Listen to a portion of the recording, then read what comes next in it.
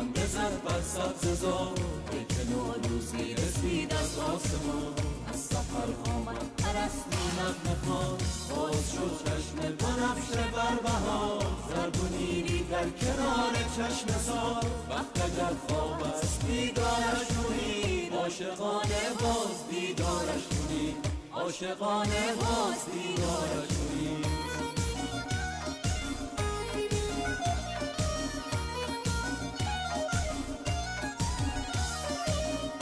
آمده نوروز در این سرزمین خاک ما شد رشک فردوس برین بوی نارنج و ترنج و عطر بید میتوان از تربت حافظ شنید باز شد چشم بهاران بر خزر شد صدف ها خانه در و گهر دشت ارژن باز هم بیدار شد از شقایق دامنش گلنار شد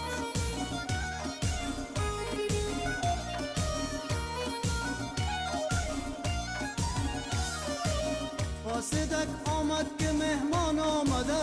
بوی نرگس های یاران آمده خاک من ای قبلگاه عاشقان نوبهارانت همیشه جاودان رودهایت پرخروش و بیقرار کوههایت سربلند و استوار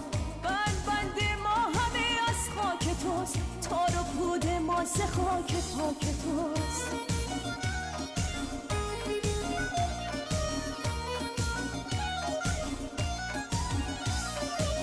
نوبهاران خنده زد بر کوسار گونه زاران شد کنارش چشم سار قطره شبنم به برگ گل چکی شانه زد باد بهاران زلف بید خون پاک عاشقی در جان ماست ریشه این عشق در پیمان ماست هموطن نوروز تو پیروز باد ای وطن هر روز تو نوروز باد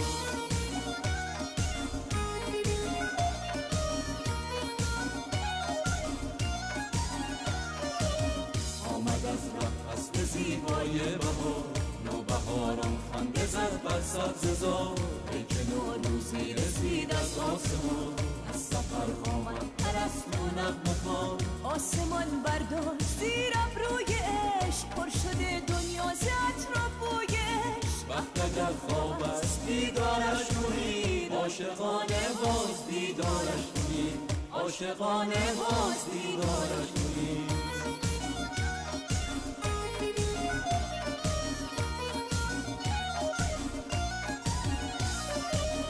هموطن نوروز تو پیروز باد ای وطن هر روز تو نوروز باد هموطن نوروز تو پیروز باد ای وطن هر روز تو نوروز باد